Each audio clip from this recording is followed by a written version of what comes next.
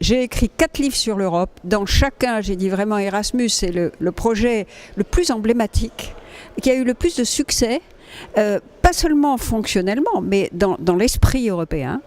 Et donc, effectivement, je m'étonne toujours qu'on ne l'ait pas davantage étendu, développé, et que l'ensemble des étudiants européens, et même aujourd'hui des apprentis, ne bénéficient pas d'Erasmus. Donc moi je pense que l'Erasmus du XXIe siècle, ça devrait être pour les dirigeants européens avec leur peuple, puisque on est face à un désamour et même à une rupture entre les peuples et l'Union, de dire voilà, nous avons un petit bijou qui est ce programme Erasmus, qui a été au cœur de l'Europe des citoyens, qui a connu un succès formidable, mais reconnaissons que c'est un succès quand même limité, parce qu'il ne concerne que 1,5% des étudiants européens, des apprentis aussi, mais enfin très très peu.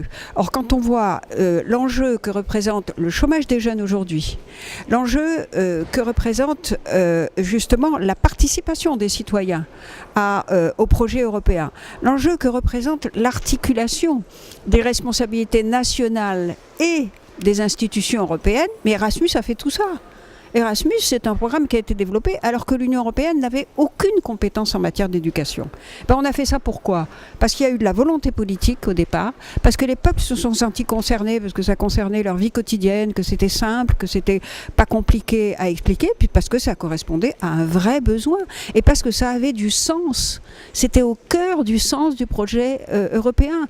La liberté de circulation, les échanges, et la fabrication d'un esprit européen. Donc Erasmus, c'est tout ça.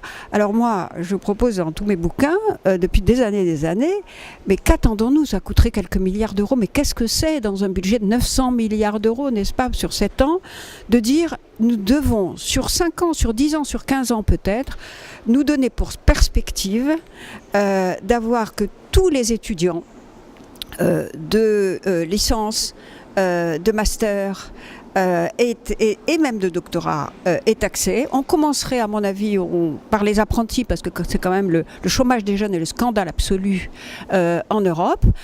Et c'est un objectif clair, lisible, qui ouvre une perspective d'avenir, qui dit qu'enfin l'Europe, oui, s'occupe du bien-être quotidien des Européens. Et j'ajoute qu'il faudrait, on a un Erasmus Mundus qui en principe concerne l'envoi d'étudiants européens et l'accueil d'étudiants non européens.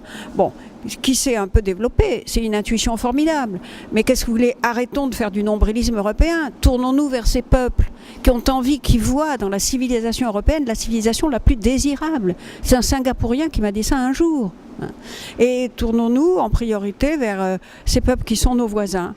Je pense les Africains, évidemment, avec lesquels nous avons à bâtir, nous avons une histoire commune, nous avons une proximité géographique, nous avons des liens culturels, nous avons à bâtir un destin commun, parce qu'eux aussi, ils regardent vers nous, et on serait bien avisé de regarder davantage vers eux. Ça regarde notre prospérité, aller chercher la croissance là-bas, puis ça regarde notre sécurité et tout simplement la qualité de la vie. Voilà pourquoi Erasmus, c'est formidable. Merci encore à l'Institut de l'entreprise d'en avoir fait un sujet de ce colloque.